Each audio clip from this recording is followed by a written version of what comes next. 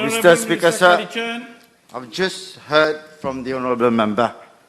He was asking question, who have treated those patients? This is an insult to all those doctors, nurses who've been working round the clock to treat those patients, Mr. Speaker, sir. And it's a shame. Mr. Speaker, sir, allow me to convey my deep sympathy to those who have been affected by the demise of their beloved one due to coronavirus. I also want to acknowledge the tremendous work of the Ministry of Health and Wellness, the COVID-19 High-Level Committee, chaired by the Honourable Prime Minister, and all workers who is working during confinement. This pandemic has shown how vulnerable the world is in time of widespread sanitary threat. The world as a whole has been affected by this pandemic. Mr. Speaker, sir, in Mauritius, since the virus was detected in March, this government took measures which were swift, bold, and decisive. It is due to these measures that today we have been able to contain the virus.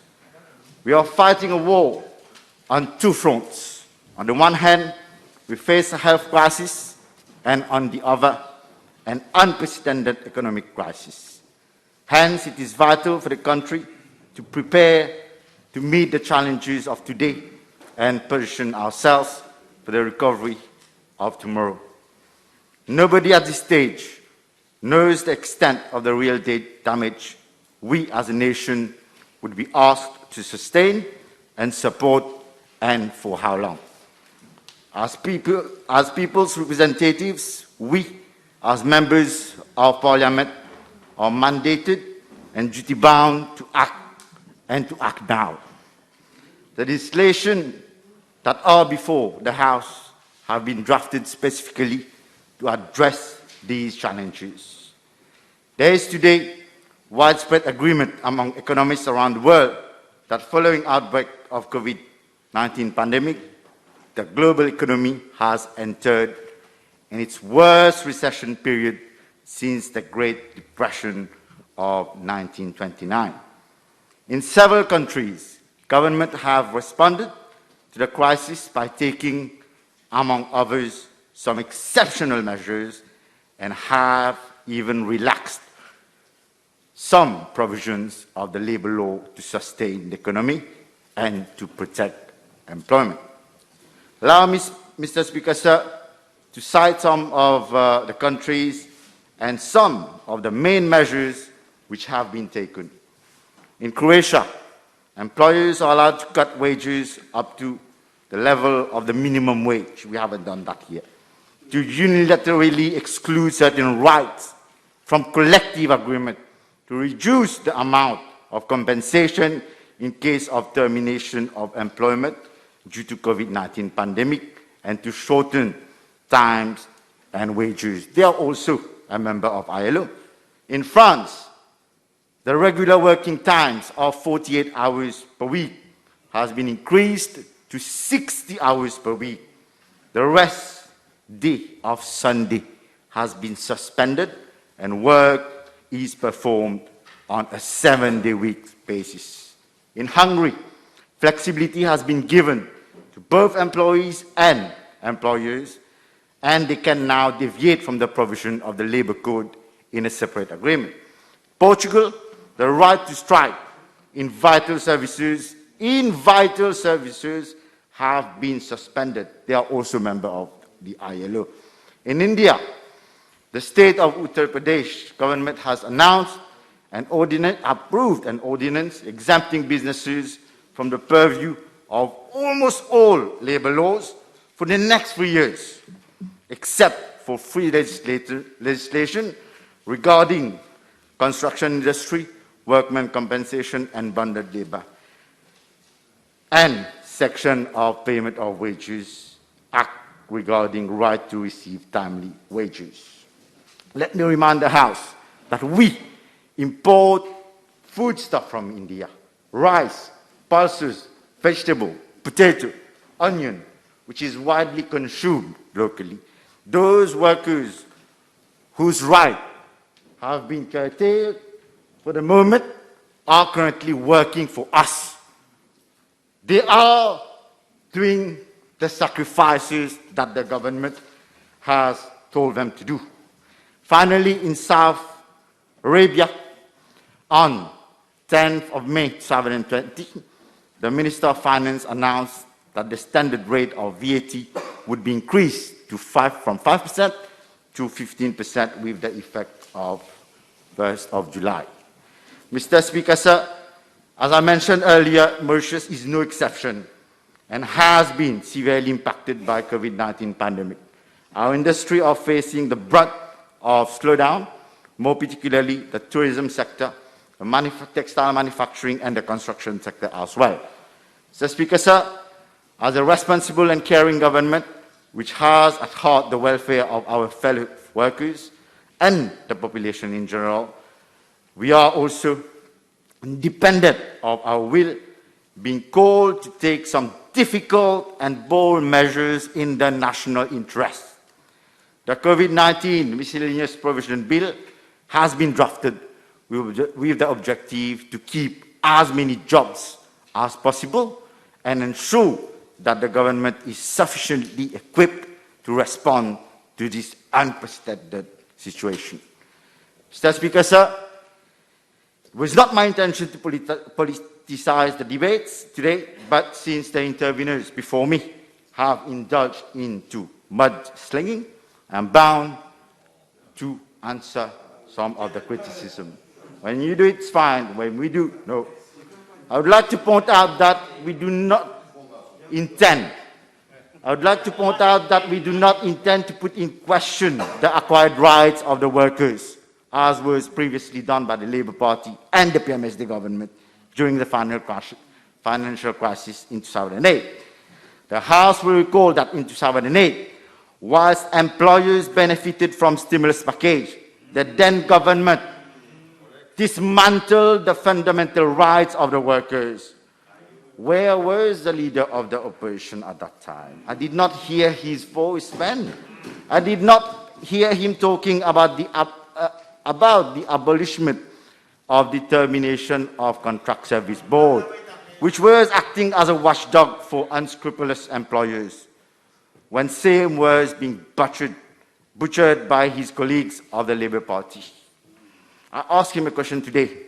Did you add your voice to the debate then to say, no, please don't abolish the TCSB, as this will give employers a license to fire?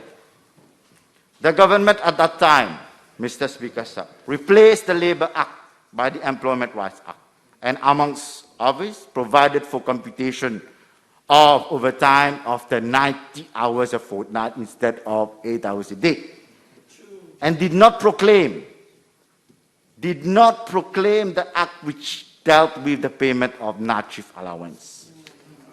So many workers who were performing overtime at that time unfortunately could not get their entitlement because they had to work longer hours to earn it. Another example, Mr. Speaker, sir, there are so many. Unfortunately, due to time constraint, I cannot list them all. They wanted to introduce some amendment to Parliament which purported to allow non-unionized workers to have right to sign collective agreement. I recall CTSP stood against this amendment. The help of the leader of the opposition, Honorable Béranger, was sought by members of the opposition and trade unions. Subsequently, with pressure, they had to drop those amendments. Another example, if a worker was sacked for any reason following disciplinary committee, the employer had nothing to pay under the Labour government, not even the recycling fee, the minimum. They also amended the law to exclude workers who were already on a contract from being covered by a new collective agreement or enactment that offers more favourable terms. All this to say, Mr. Speaker, sir, that we do not have any lesson to take regarding the protection of fundamental rights of our fellow working brothers and sisters of this country. Mr. Speaker, sir, allow me to remind the House that it is under the leadership of Honourable Pravin Jagannath and myself as Minister of Labour that the Workers' Rights Act was enacted to better protect the workers of this country. The protection of the most vulnerable segment of the population is in the DNA of this government. However, the current exceptional circumstances is such that we have no other alternative than to take these measures to respond to the challenges we are faced with. Enterprises also cannot operate without its workforce. There cannot be a decent work without work. They simply cannot exist without each other, and this is the reason why there is a need for common support from all stakeholders. I would like to make an appeal to all the workers of this country to understand the rationale behind the amendments that we are proposing today and thank them in advance for their comprehension. I am confident that their sacrifices in these exceptional circumstances will no doubt help us together as a nation to save jobs and to successfully overcome this crisis. Mr. Speaker, sir, I wish to reassure the working class of this country that the amendments that are being proposed to the Workers' Rights Act and the Employment Relations Act will be temporary. I take the commitment of restoring those rights once the pandemic is over. Mr. Speaker, sir, because of time constraint, I shall limit my intervention this afternoon on the measures that concerns my ministry. As witnessed since the beginning of the confinement, everywhere across the globe, there has been a shift from office work to work from home. These new amendments with regard to work from home will empower the minister to make such regulation to regulate the conditions of employment of a home worker. I want to reassure the workers who will be working from home that their conditions of employment will not be less favorable than their current conditions of employment. Henceforth, an employer will have an obligation to give prior notice to a worker of at least 48 hours before requiring the latter to work from home. This will enable the worker to make necessary arrangements to meet his or her family and personal obligations. Mr. Speaker, sir, the provision of Section 22 previously was restrictive as it enabled a worker to work on flexi time only where the worker has to care for his children who is of below school age or had an impairment.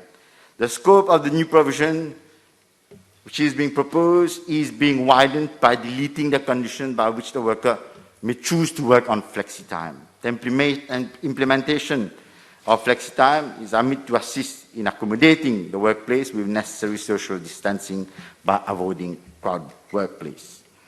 It will undoubtedly help in facilitating the enterprise operational requirements and at the same time allow to reconcile work with family.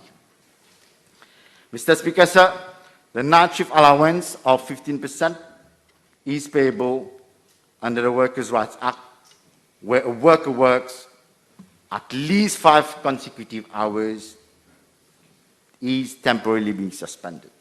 Let me remind the House that the Labour government never had the courage to proclaim this section since its introduction in 2013 by Honourable Mohammed, whom I must say had a good intention, but somehow, I guess he was forced by strong lobby not to proclaim.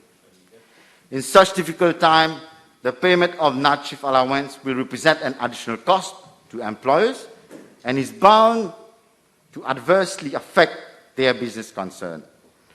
The proposed amendment would, in the present context, allow reallocation of financial resources for the survival of enterprise to eventually ensure livelihoods of workers and preserving employment for fellow workers with the understanding of reverting back to normal provision when the situation improves and normal activity picks up again. However, in order not to demotivate any worker, employers are encouraged to arrange shift in a manner to allow fair rotation among workers. Mr. Speaker, sir, with a view to alleviating the burden of payroll, further, both workers and employers have the duty to build the earning capacity of the enterprise. In such circumstances, worker will still benefit from double pay for work performed on a public holiday, irrespective of the number of hours of work performed. In this exceptional time, exceptional measures are required for alleviating employers from financial burden on the payroll. The specificity of this new section is that employees may be granted paid time off instead of being paid for extra work. It is apposite to note that this measure already exists in the public sector. The granting of paid time off in lieu of overtime payment, however, should not be interpreted as depriving a worker of his entitlement. In case where the worker has not been granted paid time off, his employer will be required to pay any remuneration due for extra work. On the other hand, those workers who have not been granted paid time off and who have not been in a position to take the time off, they will have to be paid remuneration due for extra work for that period. Mr. Speaker, sir, during the actual curfew, employers will be tempted to encourage their employees to use up all their annual leaves with a view to decrease the cost, which would accrue at the end of the year. However, with the proposed amendment, employers can only withhold 15 days for a period of 18 months starting from 1st June 2020 to 30th November 2021. For the period January 2020 to November 2021, the worker will hence be entitled to 38 annual leaves, out of which 15 may be withheld by the employer. May be withheld. It will depend on the employer. Thus, the worker will be entitled to 23 days annual leave if the employer chooses to withhold the 15 days. For those who have worked during the COVID-19 period, they will continue to benefit from the 20 days annual leave for the period 2020 to December 2020. Mr. Speaker, sir, this is very important. I wish to reassure the workers of the private sector that regarding the withholding of the annual leave, which is applicable to them, will also be applicable to the workers of the public sector. Hence, the issue of discrimination between the private sector and the public sector will not arise. However, it is to be noted that annual leave in the public sector is limited to 11. Therefore, the withholding of the leave for them will have to be deducted by a formula yet to be determined. I have the comfort of the Prime Minister on this issue. I fully understand the outcry of the workers and their representatives on the issue of withholding annual leaves by the employer. Mr. Speaker, sir, I have said earlier that exceptional circumstances calls for exceptional measures. Mr. Speaker, sir, our action since the beginning of the pandemic has been systematic. We have provided necessary assistance to both formal and informal sector. We have ensured that the working class is not deprived of their livelihoods. We went an extra mile in providing basic food commodities to the most vulnerable section of the population. The aim of the amendment which is being proposed in section 64 and 70 is to send a clear message to employers under any type of financial perfusion that mass termination of employment due to economic reason will not be acceptable. Maintaining each Mauritian in employment is our mission. The Honourable Minister of Finance and the MRA has been voicing out for quite some time now that it is unacceptable that those enterprises receiving assistance and support from the government lay off workers. This provision will give a strong signal to employers to neither take the authorities for granted nor benefit from assistance on the back of workers. Thus, it will be a deterrent for workers to unfairly terminate employers. It will be a deterrent for employers to unfairly terminate employment in such a difficult time. In addition, those who have already had recourse to the termination of employment during this period, they would be asked to refund the financial assistance granted to them and pay severance allowance for unjustified termination to the tune of 3-month remuneration per year of service. Mr. Speaker, sir, it appears that there's a lot of confusion and misunderstanding regarding the rights of a worker who is temporarily laid off. I would like to clarify the matter.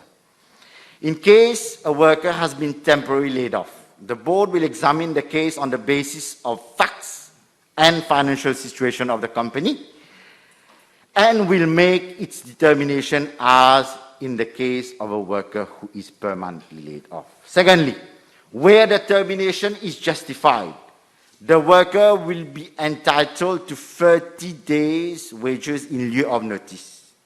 The same worker, will also benefit from the payment of end-of-year bonus computed on the basis of number of months he has worked during the year, and he will be refunded the remaining balance of his annual leave. In addition to that, the employer would have to fulfill his obligation under the Portable Retirement Gratuity Fund and pay any contribution due from the date of entry to the date of termination. Hence, it is not true to say, as being portrayed outside, that the worker will only be entitled to payment in lieu of 30 days' notice.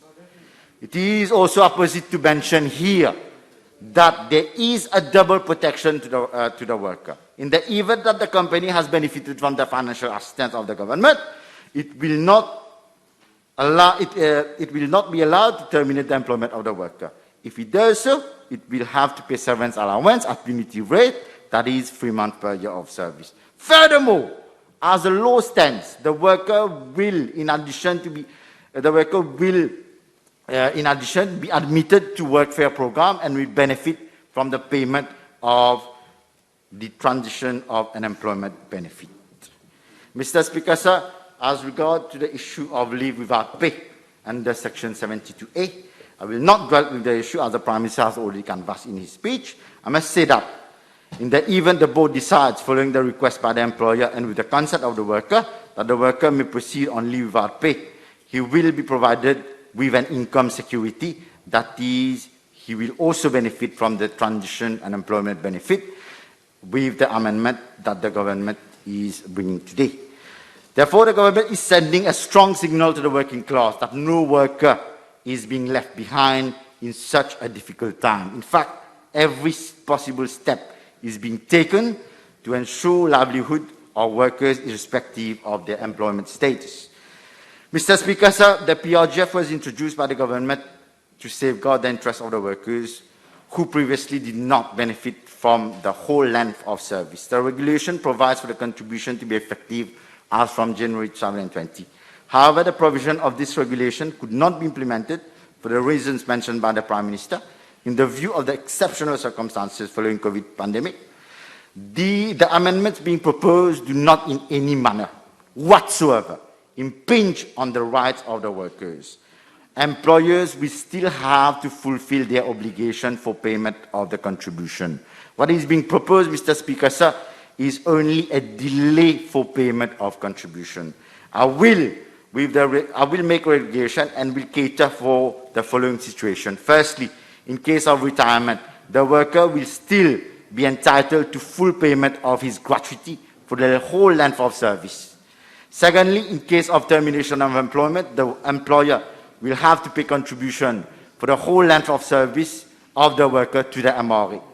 Thirdly, in the case of resignation, the employer will have to pay contribution as from January 2020.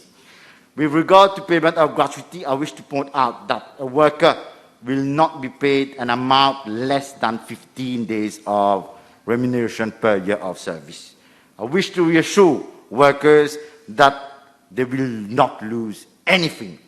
Regarding the last issue, Mr. Speaker, sir, Employment Relations Act, it is known fact that Mauritius is heavily dependent on import of foods items and other basic commodities. The amendment that is being proposed to the Employment Relations Act is specifically designed to prevent any disruption of the activities at the port and the airport. I would like to refer, Honourable Member,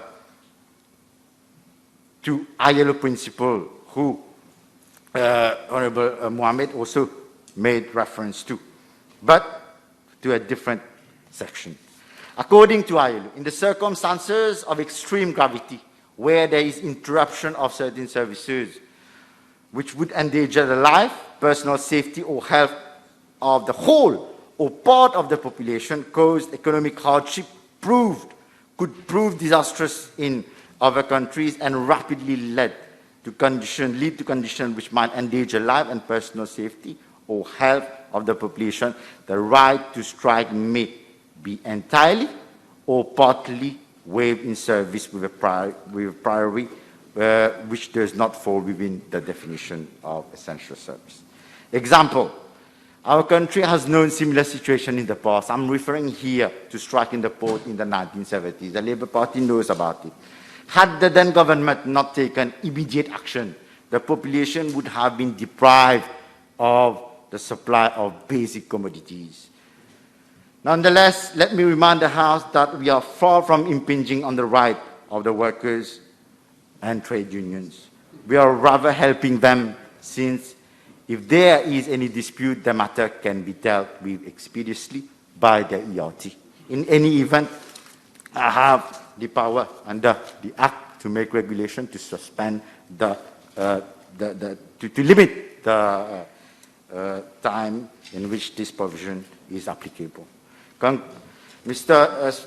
Speaker, sir, on a concluding note, words won't suffice to describe the extent of the damage caused by COVID-19 to human, social and economic activities across the globe, or narrate the amount of human suffering taking place everywhere. Government and the public authorities, private enterprises and NGOs are working hard, hand in hand, to limit further propagation and contamination of COVID-19 and to avoid its resurgence. The protection of the people's health is of paramount importance. At the same time, government are keen to restore economic activities under strict specific guidelines and conditions as applicable to what we term most essential activities and less essential activities. By now, all Mauritians are conscious of the extremely grave socio-economic situation we are in. They read and see and know what is happening elsewhere. Exceptional times calls for exceptional measures, and the government is doing its level best to protect enterprises to ensure their survival in the post-pandemic era in order to protect jobs and therefore the livelihood of the workers and their income.